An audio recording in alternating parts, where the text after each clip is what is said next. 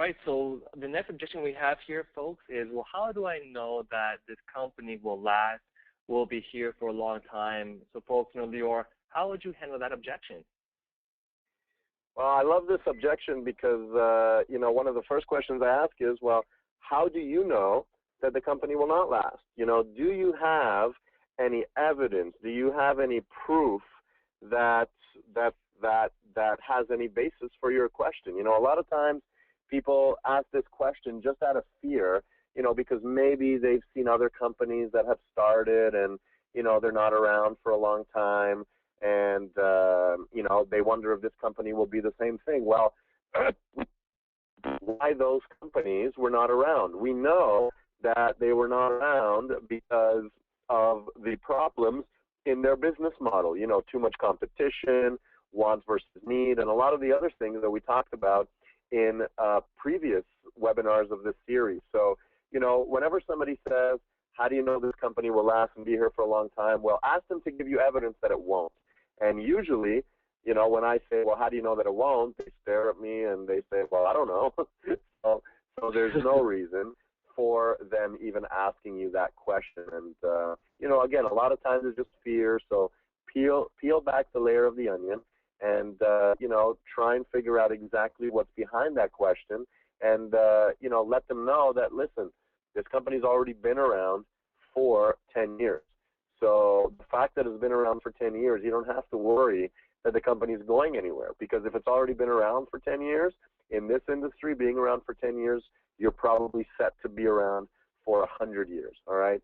And how do you know that Gucci's going to be around for a long time? How do you know Louis Vuitton's going to be around for a long time? How do you know Chanel's going to be around for a long time? Well, they've already been around for a long time, and the reason they've been around for a long time and the reason they will be around for a long time is because they have a product that's a want, just like us.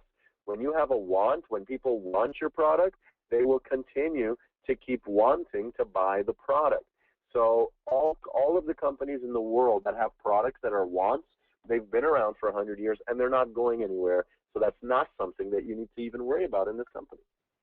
And, a great point there, Lior. And to add to that 10-year is that, most companies that go down usually go down in the first 2.5 years, And so the fact that, we've already had 9 years says one thing. And in reality, the major breakthrough for a company is to go past the first 5 years, and, once you can go past the first 5 years, pretty much the company's going to be very stable.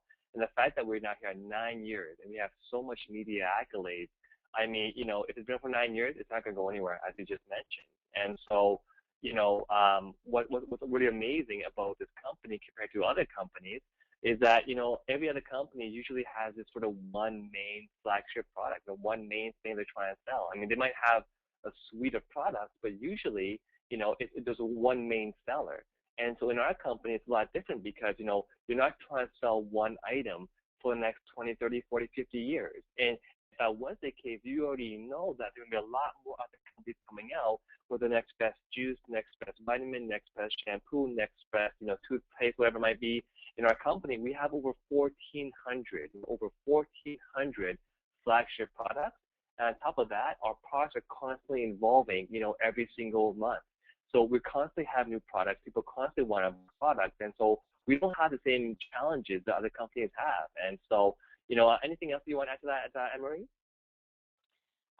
Yes, thank you. Actually, it's amazing because just listening to both of you, I remember when Lior was here, he's mentioned, because like you said, people are talking from fear, and he asked someone, well, how do you know that you're not going to lose your job, right? How do you know that the company you work for won't go down? So I just wanted to add that in terms of question, because the rest, I just love how how you guys are handling it, because that's it. And to add to that question, if you could make $1 million in your job in the first 5 years, would you care if it even went down after the first 5 years? And so, similar, even if you can make $1 million in this business in the first 5 years, then good for you. You're happy then. But again, this company has been around for 9.5 years, and really for the people who really, really want to know more about the company, I always tell people that, even huge companies can go down. For example, Enron and Nortel. And the reason why is because of bad ownership, bad ownership and greedy owners, and, they're playing with the numbers. And so, with our CEO, he's not doing this for the money. He was a multi-millionaire before even GWT. And so, but his main goal, is much different. He's had, whole Renfrew, 2 years in a row come to him wanting to sell his fairy line at whole Renfrew. He said, no, thank you. He was offered huge contracts from the U.S. shopping channel who wanted to sell his products there. He said, no, thank you. He was offered, millions of dollars from a large India company with over 225 stores wanting to sell his products. He said, no, thank you. So, our CEO's focus is not making money. His focus, his target, is to make his son the youngest multimillionaire of a billion-dollar company under the age of 25 on Forbes magazine.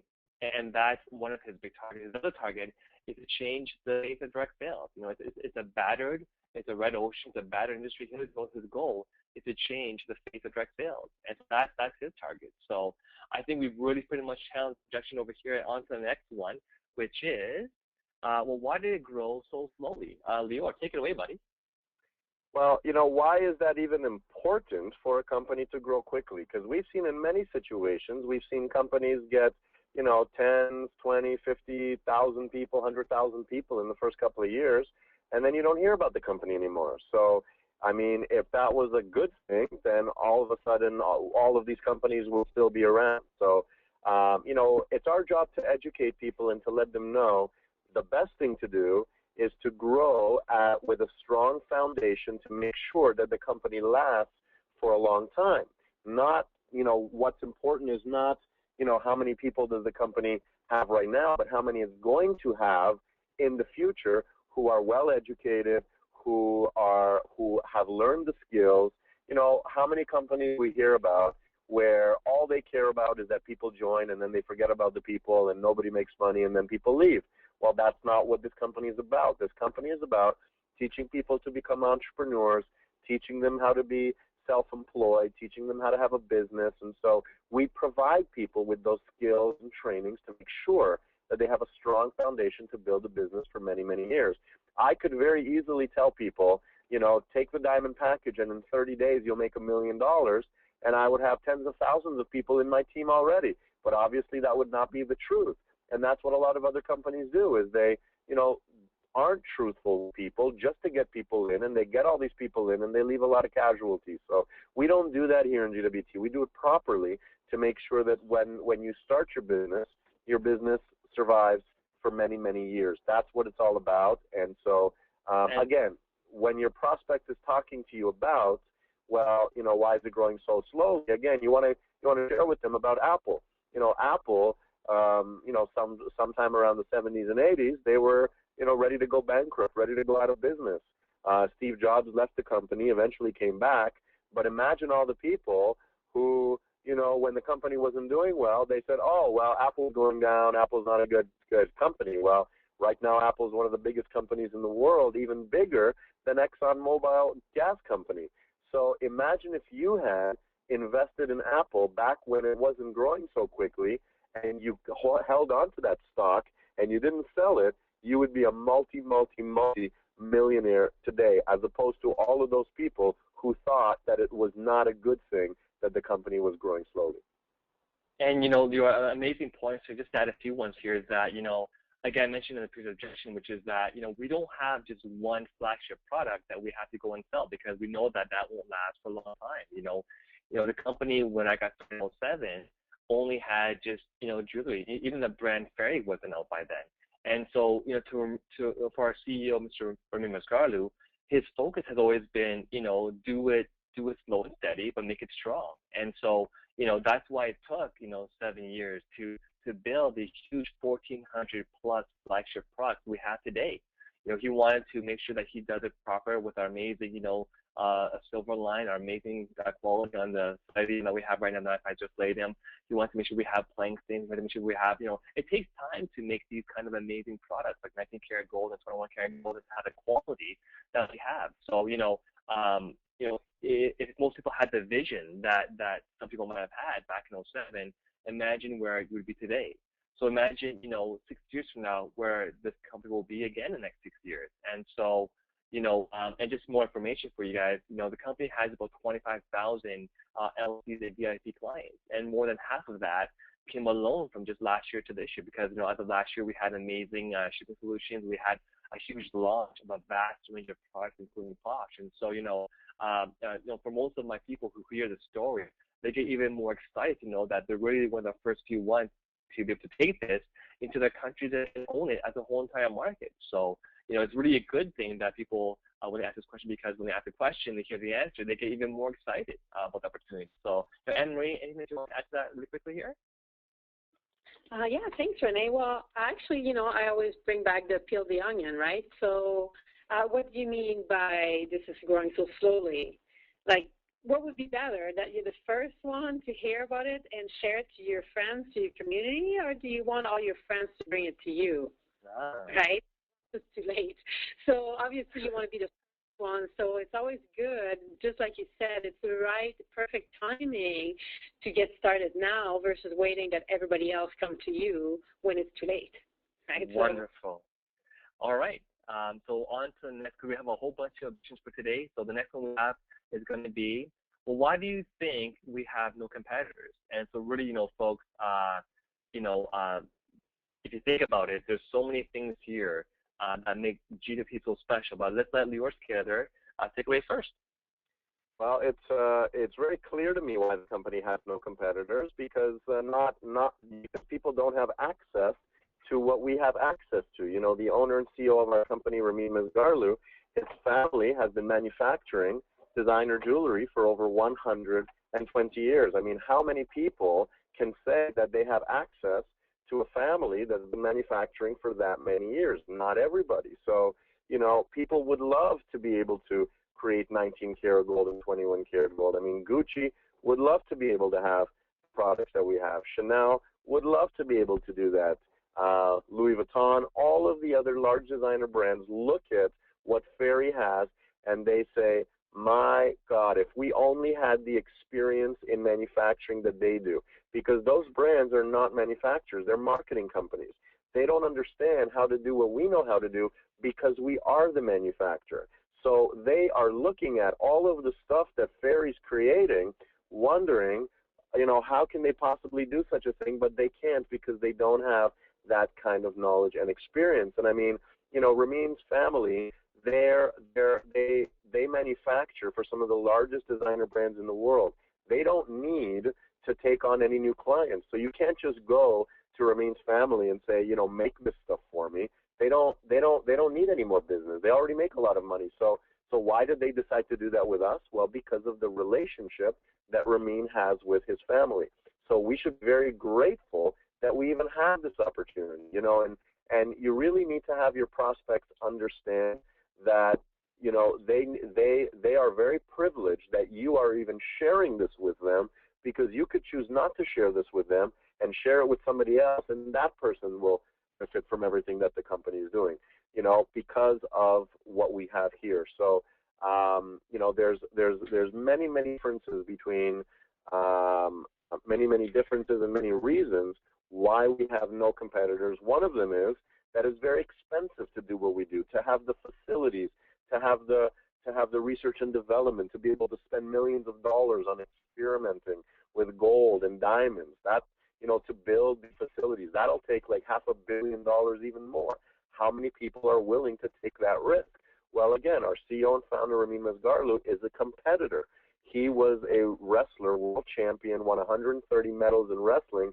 His vision is to create the #1 designer brand in the world and to dominate and conquer all of the other designer brands. So he's willing to spend that money. He's willing to experiment and think outside of the box. And plus he has his family's knowledge and experience. Other people, they don't have that. So we have not had competition in 10 years just because it's not possible for people to create what we create, to be able to do what we do, and we will never, ever have competition, not only in the direct sales world, but in the whole jewelry industry in the world. Why has nobody done it in the last 10 years? Because it's not possible. If it's possible, somebody will do it. But the fact that nobody's done it means that we're the only ones that can do it, and I am very grateful to be part of this company for that reason. Wonderful. Amazing points there, Lior and Marie. Anything to add to that as well, too? Yeah, thank you. Well, exactly. And if other people could do this, they would. It would have been out there already. I mean, this, just like Lior said, I just love it. I mean, this company has family and heritage for over 130 years. You know, they created as high as 21 karat gold that's hard enough, like a 14 karat gold, hard enough to hold a diamond. Like, that's never been done before. This company is a high profit margin, and when you hear other companies that are doing direct sale out there, they could never go higher than their sub jewelry because they don't own the manufacturing, they don't have that background, that heritage in the family, and in terms of like network marketing or MLM, other company and competitor that way, if you think of it that way, well, again, we don't have anybody because we don't have ranks. We don't have level. We don't have the barrier that stops from people from making money. We have very, very high retention and so many other points that makes it that for any other company in terms of MLM, there's no competitor, and in terms of other direct, in terms of the product, well, nobody can come up with that high of a product. So because of that, again, people that have tried to do it and they're trying to go all around, they're coming up with only sub-jewelry, so nobody have and will be able to, otherwise it would have been done already. Because once it's out there, people will try and they'll lose out a lot of money. So that's why we don't have competitor. You know what? I mean, I personally listed it myself before because my last direct sales company was a travel-based MLM company. You know, it was copied in the first 6 months. And so, you know, most of you people might just leave you to go to the next latest and greatest. And so, you know, I think the whole point here, folks, is that if it could have been copied, it would have been done by now. And again, there might be other jewelry companies in direct sales like Stella and Dot and Silapadia, and, you know, but unfortunately, they don't have any form of passive income. And so, you know, what's great about GWT is that, yes, we are here and we can actually make great retail sales, but the powerful thing about GWT is the ability to build an organization, launch more BDMs, and make passive residual income. Because, you know, I don't want to be selling retail for the next 50, 60 years, and if I stop doing it, then I'm making money. I will be able to build a distribution of people that pays me passive income that can take a vacation for a month or for a year long if I wanted to. And so, you know, the fact that of the 90 million people we have in direct sales, all these people belong to, you know, companies, and of all those companies, we're the only one that does what we do. So that's what is so beautiful about life here at GWT. So on to the next one we have here, which is going to be, well, why are your products special? Why would people buy Fairy and not Gucci or LV? Kind of covered that before, but here we go again. Lior, take it away, buddy. Well, it's very, very simple. Gucci, Chanel, Louis Vuitton, they don't pay you to wear the products, you know. So, you know, we have a lot of people in this company that have actually stopped wearing other brands because it doesn't make sense anymore for you to wear the brand of another company and walk around with a big logo of that brand, and you're making that company a lot of money, and that company's not paying you. So the world is changing now. People want to get paid for making companies money. And so Fairy is the only designer brand that will pay you to wear and promote their products. Now, with that said, you know, we're not trying to replace Gucci, Chanel, and Louis Vuitton because we know that people don't just buy Gucci, people don't just buy Louis Vuitton, and people don't just buy Fairy. They buy all the brands. People love brands, and forevermore, people will keep buying designer brands. That's why Gucci and Chanel and Louis Vuitton have been around for a long time, and that's why Fairy will be around for a long time. And all of these brands will be around for a long time because people want brands. They want to buy as many luxury designer brands as they possibly can. So, you know, people expect to get paid for it now because they're tired of wearing products of brands that don't pay them. So that's the biggest reason and the biggest difference between those other brands and Fairy. Another big difference is simply the quality. I know that our CEO and founder, Rene Mesgarlu, when he goes to his family or other large manufacturers around the world to create our products, he tells them the quality that he expects, and they look at him like, you know, this guy's crazy. Nobody asks for the type of quality that he asks for. Why? Because the higher the quality, the more expensive it is, and the less profit that the company makes. Well, a lot of designer brands, they want to make a lot of profit, so they don't care about the quality, and that's why a lot of the quality out there in the world is very poorly made. But because Ramin is so focused on providing high quality products to us that we can have beautiful products to wear, he'll take a little bit less profit, but he knows that the quality of the products he has are the best in the world. And, it starts with the high-tech ceramic of our timepieces. They're not grade 4 like other companies are. We have grade 1. They're not AA CZ like other companies have. We have AAA CZ. So again, if you do some research on our quality, you will not find any other company that has the type of quality that this company has. So, that's why our products are special. They're high quality, unique, beautiful, and most importantly, we get paid to walk around and promote and share the brand with other people. Wonderful. And Anne-Marie, anything to add to that as well, too? No, Lior has said it all. This is amazing because exactly. I mean, if you had a chance to buy a Gucci, a Louis Vuitton, and get paid for it, would you? Of course you would. Well, here, unfortunately, you can't, right? Because they don't have that program. But with Fairy, they do. So combine that with the quality. I mean, this is amazing. You can get paid to wear a designer brand, wear and promote it all around, and have fun with it. So. And just to add to that, most other amazing, profitable brands out there will never go into a direct selling platform because, their owners are usually, want to keep the money to themselves. They don't want to share the money with you. Whereas with our CEO, his focus is to scale of millionaires, indirect sales to this designer brand. And so, in short, folks, why are your products special? Because you can't find them anywhere else. While people buy Fairy and not Gucci LV because they get paid for a Fairy. So very simple. And on to the next objection.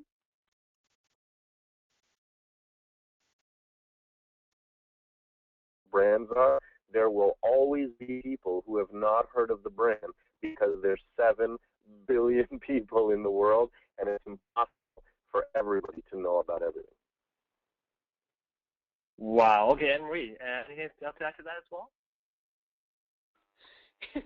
It's hard to say anything on top. It's amazing. Lior, you're on it. He's rolling.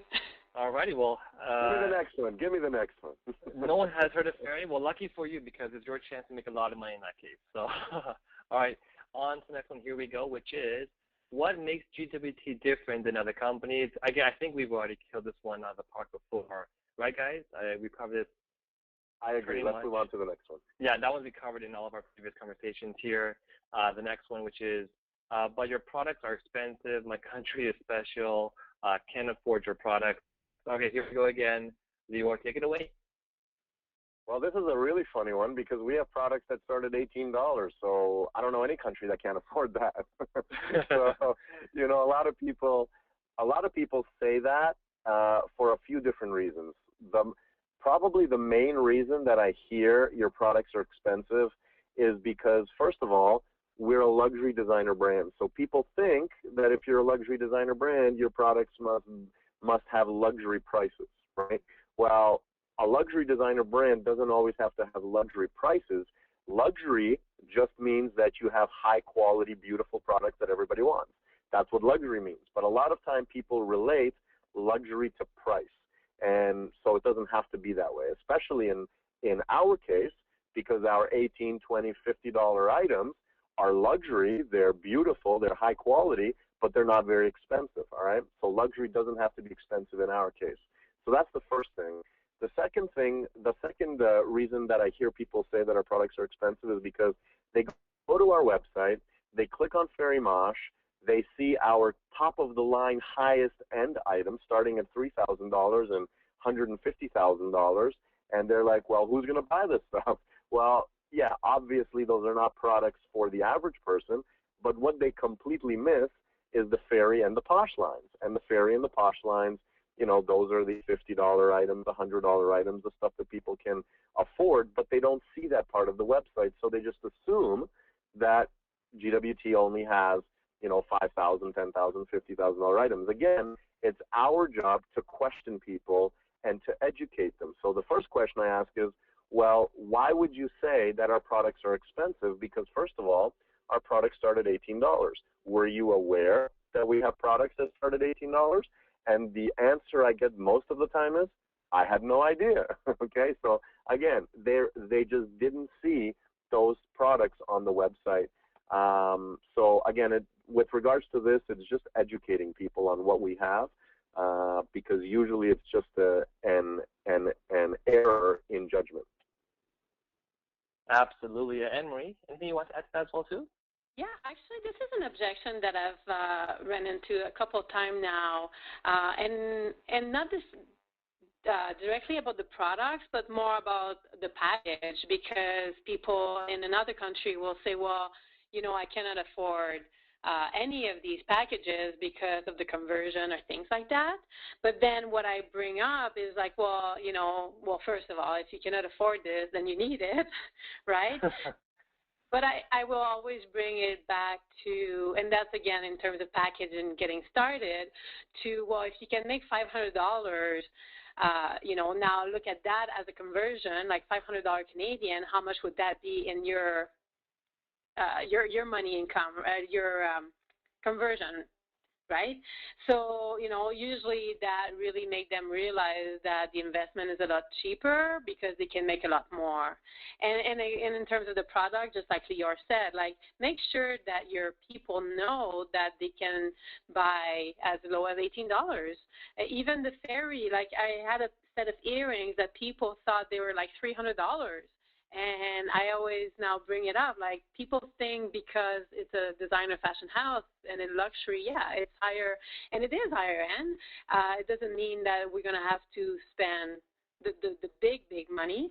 And I show them these particular earrings are only $98. And literally people's mouths drop because they don't know. They only know what they think, but they're not educated, again, on the real price around. So make sure that everybody knows where to go when they go on your website. Otherwise, they'll click on Fairy Mosh and then they'll never buy because unless they need the Fairy Mosh, right? So that's basically Awesome. where I take it. I really think that this objection here, folks, in some cases you might want to do what we talked about in the first training, which is to peel back the layers on the onion to find out what's really the cause. Because is this question in terms of more about, is it them thinking that they can afford it, or is it them thinking that their market can afford it, or is it them thinking that the packages or something is too expensive, right? So, usually if it's them thinking that it's too expensive for themselves, again, aside from everything that you've already heard about Posh being from $18, is that, you don't do business from the consumer point of view. You do business based upon the market point of view. So the reality is that people, because you might think it's expensive, but to your market, they might think it's very, very affordable. You don't even know until you try, right?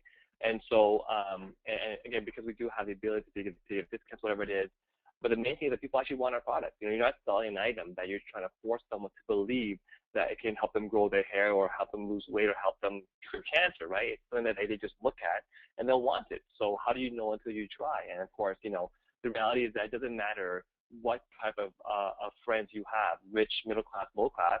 We have products to match all ranges of prices. And so, and I love how you said it, Anne-Marie. If you think you can't afford this, then you seriously need to have this business, because if you can't afford $18 earrings, then oh my God, you need to get yourself a business because your life is not going the right way. And so I think I'll get the point here. Okay. One more thing that just to add to that, Rene. Please, go ahead. One really quick way to kill this objection is to say, well, did you know that Nigeria is our fastest growing market right now, and we have people in Nigeria making $40,000 a month. So if this can work in Nigeria, I guarantee you it will work in your country. And, I think the key as well is how you first react.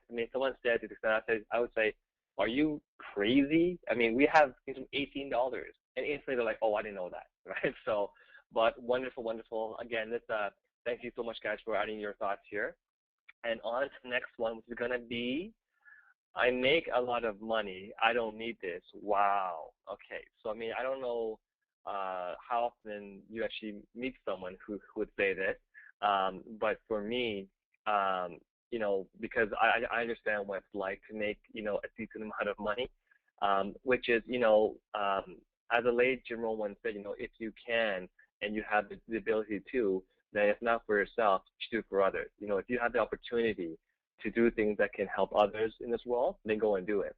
And so, I mean, I know a lot of wealthy people out there. I know a lot of millionaires. I know a few billionaires. And the reality is that they don't really help anyone else but themselves. And for me, that doesn't, I mean, I would rather make $1 billion while helping 1,000 others become millionaires than make $1 billion all by myself. And so, for more of the wealthy people, they always want to have tax savings. So we've had actually someone that I know who's actually really wealthy in the Alberta market who pays a lot in taxes. So does it help to have another business to get tax savings? Absolutely. And so, but if they're at the point in time where they really don't need it for themselves, or even the tax savings is very unlikely, then hey, why don't you, you have the choice, you have the ability, why don't you help the world out there, but that's what I would say. So Lior and Anne-Marie, any thoughts there? Yeah, go ahead, Anne-Marie. Okay. Well, thank you. A couple of things. Like, first of all, remember on part 1 and 2, we talked a lot about peeling the onions. We talked a lot about the feel, felt, found, and stories, and then finishing with a question: what if, would you? One of the things here I'd say, if somebody comes to me like, well, I have a lot of money, I don't need to do this. I'd say, of course, you're very successful. I mean, that's why I'm talking to you. I wouldn't have made this important to talk to you if you weren't already doing well, right, doing so well. So because here's the thing that I know about the successful people is every successful person I know are looking for ways to increase their cash flow. And you're a person of influence or you're a person of power, and you can certainly leverage your influence to be able to create additional cash flow. So if I were to show you a way that wouldn't take much of your time, that you have already available in a system that will make you comfortable, would you be ready to take a look a little deeper, of how you can have more into your life? That would be the type of feel, felt, found story that I would bring with a question at the end. Very good points, Anne-Marie. And, one thing that I would add to that is that, in order to have freedom in your life, you need two things. Money is one of them. The second one is time. You might be making a lot of money, but are you enjoying your life? Are you doing all the things that you've always wanted to do, or are you just collecting money that you can't take with you when you leave this world anyway? What good is money and making all this money if you don't have the time to enjoy it? And that's one of the beautiful things about global wealth trade is not only does it give you the ability to make money like you're currently making, it also gives you the ability to make the money passively through residual income, so that while you're making the money, you can live your life and do all the things that you currently can't do because your business actually owns you and you're so focused and busy trying to make all that money. Wonderful, wonderful, guys. Again, thank you so much for these amazing secrets you guys have. And, of course, we have about another 8 minutes here, so let's move on here to the next one, which is this MLM/network marketing? So, Lior, I know you have a funny one on how to handle this, so take it away, my friend. Well, the first question I ask if somebody says, is this MLM network marketing, I say, well, is that what you're looking for? And if they say, no, I say, great, you're going to love this. And if they say yes, I say, great, you're going to love this. All right? So, we don't know what's behind their question, right? I mean, if somebody says, is this MLM network marketing, maybe that's something they're looking for. Maybe that's something they're not looking for because they have a different impression of what it is and an incorrect assumption about what MLM and network marketing is. So if somebody says, is this MLM network marketing, and I say, is that what you're looking for? And they say, no, I say, great, you're going to love this because it probably has nothing to do with what they think that MLM and network marketing is, because we're such a different company from all the other companies out there. So, that's a really easy and simple way to answer that objection. And again, peeling back the layers of the onion. So another thing you could say is, well, where is that question coming from? Did you have a negative experience in the industry before? Were you a part of other companies? What happened? And then when they give you their answers, then you can let them know how, our products are different and our company is different, and how whatever experience they had is not the same experience that they're going to have here, okay? Because, just because they had a bad experience somewhere else doesn't mean they're going to have a bad experience here. Just because you go to a restaurant and the food is bad doesn't mean you stop going to restaurants, right? Just because you get into a relationship with somebody and the relationship doesn't go well doesn't mean you stop getting into relationships, right?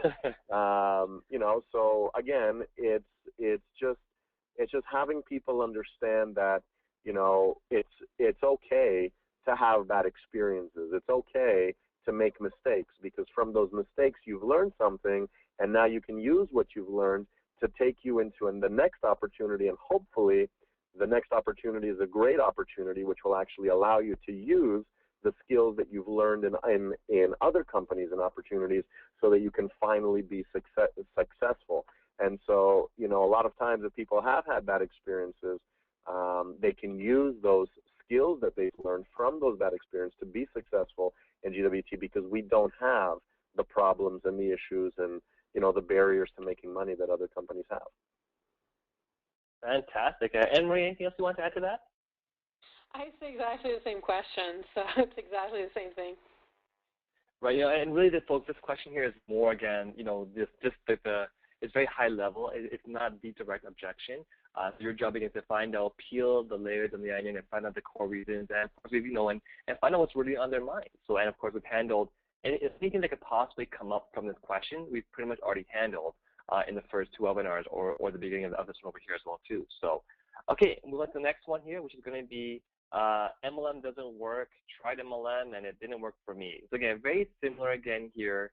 Sounds like they have a story, and you want to say, wow, it sounds like you have a story. And this one here again, it's not the direct objection, because you should ask, well, what do you think was it that didn't work in your last MLM? Do you think it was the company itself, or do you think it was you? Because I can guarantee you that people who came from another MLM, there was people in that company who were successful, right?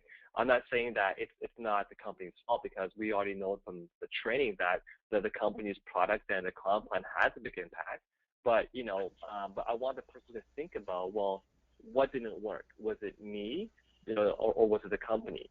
And so what you'll find is that people start to explain to you what it is that didn't work. They'll start to tell you things that and whatever you hear that is about them not doing it properly, you want to make sure you help them understand that they just weren't working the business properly, or explain to them why it would be different here at GWT. So one thing I have to ask people is, well, what didn't work in that company? Was it you, or was it the company? And so anything you want to add to that, Lior and Anne-Marie? Yeah, basically what I was saying. If I have a girlfriend and it doesn't work out, it doesn't mean I stop, looking for people to get into a relationship with, right? You learn things and then you move on, right? And so, you were with another company and you tried it and it didn't work for you, but it doesn't mean that the industry doesn't work, and it doesn't mean that the company doesn't work. Maybe what it meant is that you weren't willing to learn the skills that you needed to learn in order to become successful. So it's very easy to blame the company. It's very easy to blame the industry, but it actually takes something to look inside of you and to say, you know what, I probably didn't do what I needed to do in order for it to be successful, in order for me to be successful. So, and sometimes it's not that MLM didn't work for you, it's that you didn't work. Sometimes people expect to sit on the couch and watch TV and make $1 million even if it takes them all weekend. Well, we all know that nothing is going to happen if that's your mindset. So with the right mindset, anything's possible. With the wrong mindset, nothing is possible. So quite possibly, it may have been your mindset. And, we will teach you. We have trainings that teach you the proper skills to be successful here. We have webinars, we have a Sunday night webinar. We have a Tuesday night webinar. We have a My5 support team. So let them know all of the trainings and let them know their support team and let them know success stories and testimonials. Give them all of the things that they actually need to be successful in MLM and network marketing and direct sales, because we have all of the tools. And talk to them about Forensic Networker. Talk to them about how it is the only generic direct sales training system in the world that people have used to make millions of dollars, and how they will have access to that system when they get started with us, so that they don't have to have the similar negative experiences that they had in other companies because they just didn't receive the training that they needed to get. Wonderful. Anne-Marie, anything else you want to add to that? Yeah, well, I'd ask the question, right? Exactly like everybody said, you need to peel that onion. You need to find out what's the story, what happened, right? And then they will let you know, well, the company went down, or whatever they're going to start telling you, that's what you need to work with. And then you can ask them the question, do you really think, what do you really think is the reason that you didn't become successful? I mean, I'm sorry to hear that. I want to know more. What happened, right? Do you think it's the company, because the company is still out there and